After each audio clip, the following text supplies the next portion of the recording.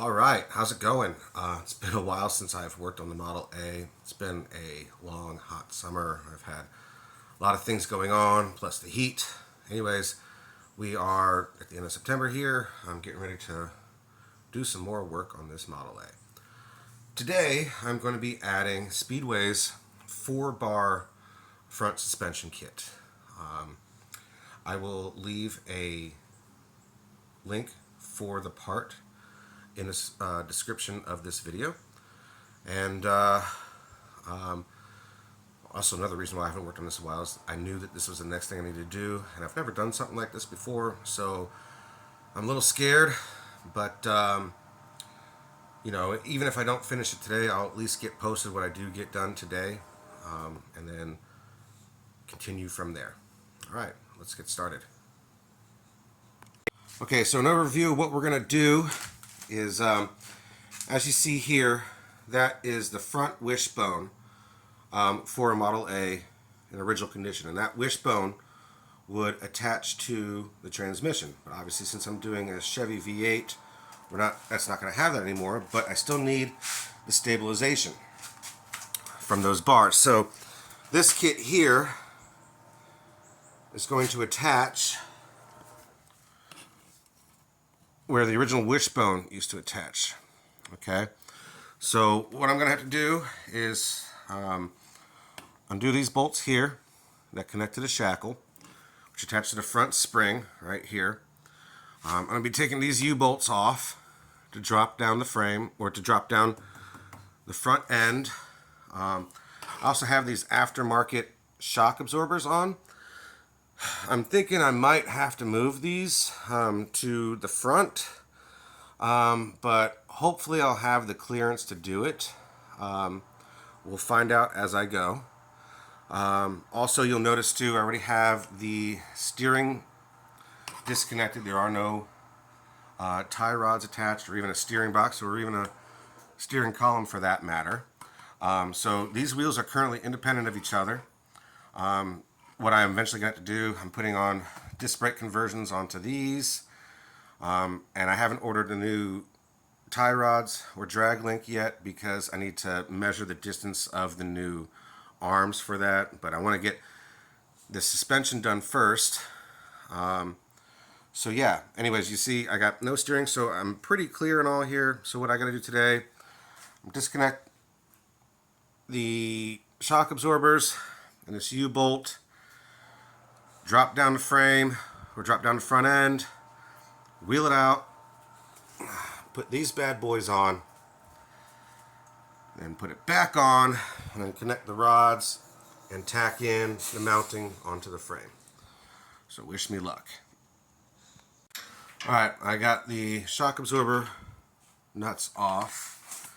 Now I gotta get these U-bolts off. Oops. It shouldn't be too big of a problem. They're 7/8. Remember, there is no metric on this stuff.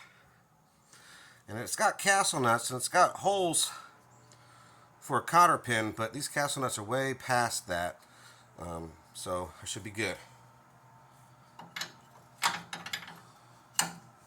Oh, sorry about that. Forgot how long that wrench was.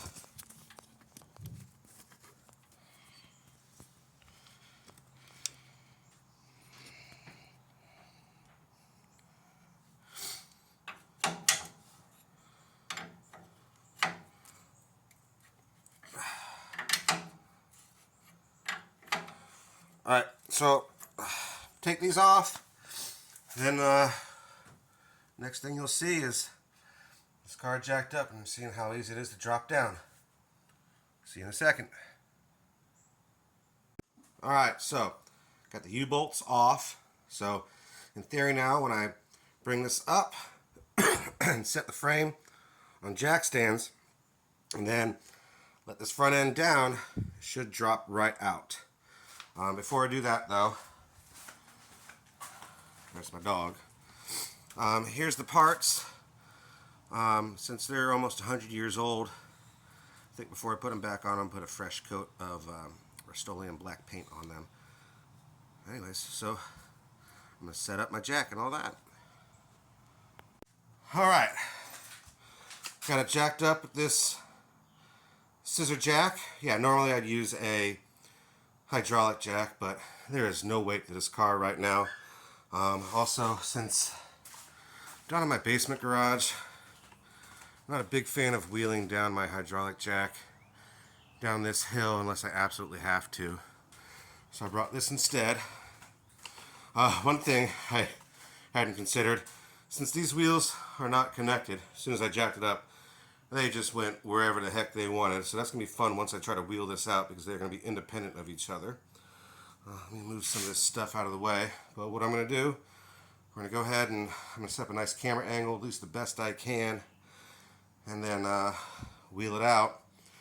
One thing I should mention too, earlier I did break these nuts. They were on there pretty tight.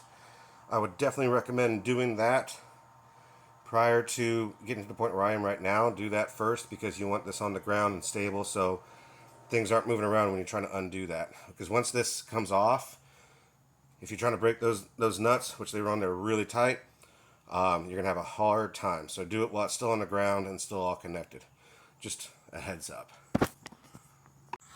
Alright, with that front bumper in the way, which I don't feel like taking off, it's the best angle I can get. I realize I'm going to be in the way for most of it, but you will see it drop out and see what type of problems I run into as I do this. So you guys get to watch me fail or succeed live. Well, not live, but you get to see it happen in real time.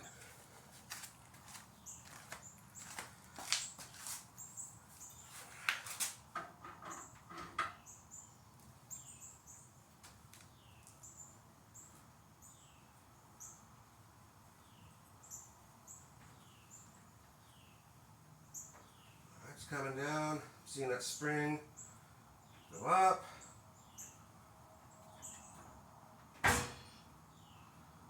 Should be breaking free soon.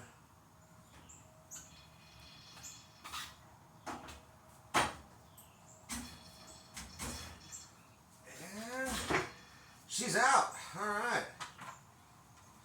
Nice. Look at that.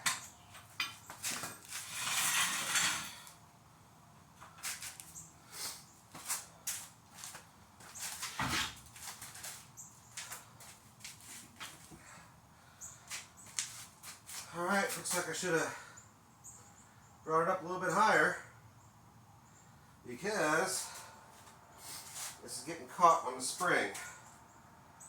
Let me see what I can figure out here. Yeah, I'm going to bring it back up just a little bit higher. Give me a second. Alright, so I got it jacked up higher, and I actually ended up having to take off that front bumper. So, it is what it is, just 2 bolts, 7/8.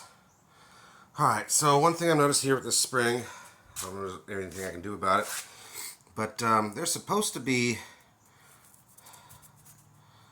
a square head right there, which is supposed to help you line up right there. But I mean, this spring's close to 100 years old. I guess it just got wore out over time. Hopefully that's not going to be too big of a problem for me. Alright, so what I'm going to do is I'm going to flip it 180, have the wishbone facing here so that it's upside down so I can get those bolts. Use my dead blow to knock those bolts out, and then start adding the brackets. Here we go.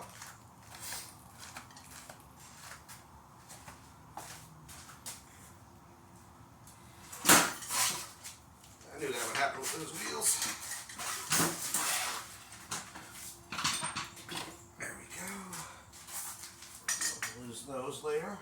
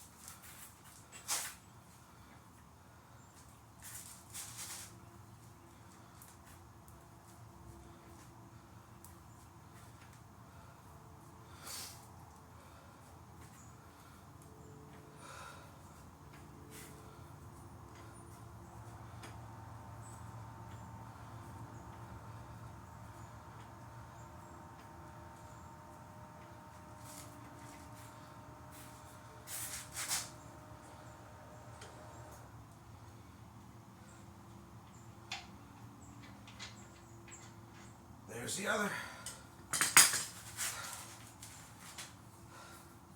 See how this works.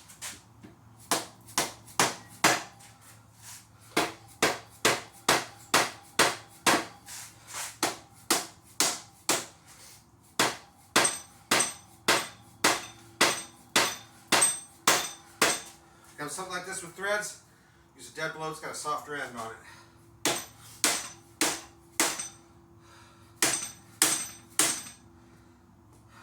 Alright, see what I can do about getting the rest of this out.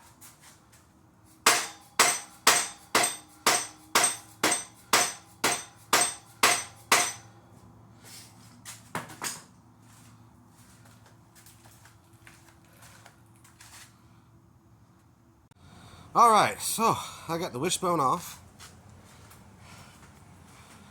Got the spring out. I actually ended up having to use a punch to get those out. They're in there pretty good, but I still used the dead blow. And just for future reference, if you're doing this on your own, these nuts that hold on the spring, they are, what size is that? Well, that's 24 millimeter. That shouldn't be, but it worked. Only because it was 6-point, and that's why I went with it. Okay, now we're going to put these on. Okay, this is going to be what replace the wishbone. Okay, and they are labeled. So this says R for right side, and remember that your passenger side is always your right side, no matter which direction you're looking at the car.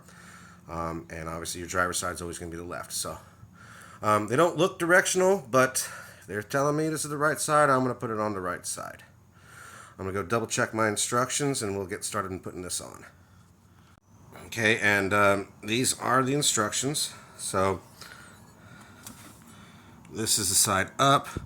The way we're looking at this right now, this is the top side. So this will be facing the radiator. Okay, so it's going to be going on like that. Alright, here we go.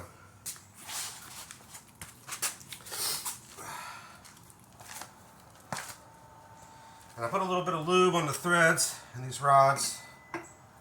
And that just slides on. I'm going to go ahead and try to maneuver all this and get the spring in, and then I'll shoot that. This is going to be kind of complicated. Probably easier if you got two people, but I'll get it figured out.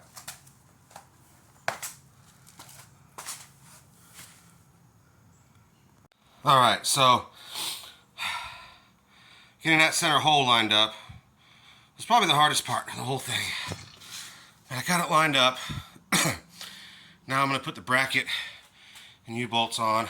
I didn't get a chance to paint the bracket and U-bolts, but I'll toss a fresh coat of paint on once I get it in there and stabilized.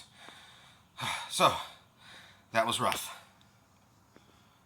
Okay, got the U-bolts on. Got the batwings for the 4-bar.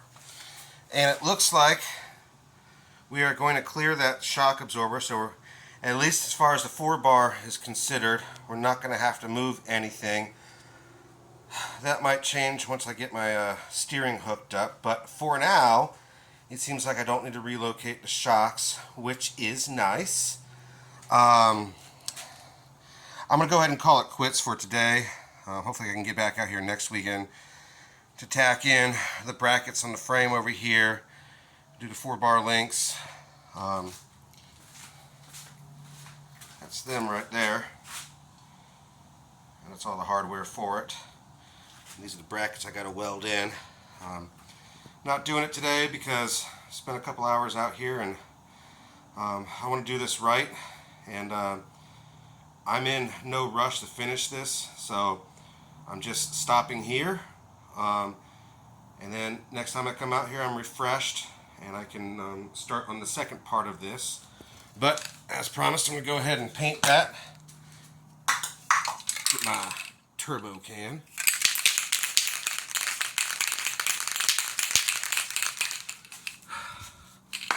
My breaker bar.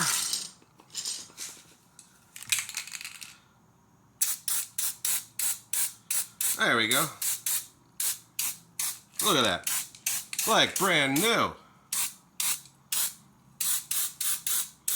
You wouldn't think this thing's almost 100 years old, right? Again, I'm doing a budget hot rod. I'm making it safe, but I want to make it a driver. I'm not one of those, I don't like trailer queens. Just something that looks good for me. Something I can be proud of to drive, and it's safe to drive.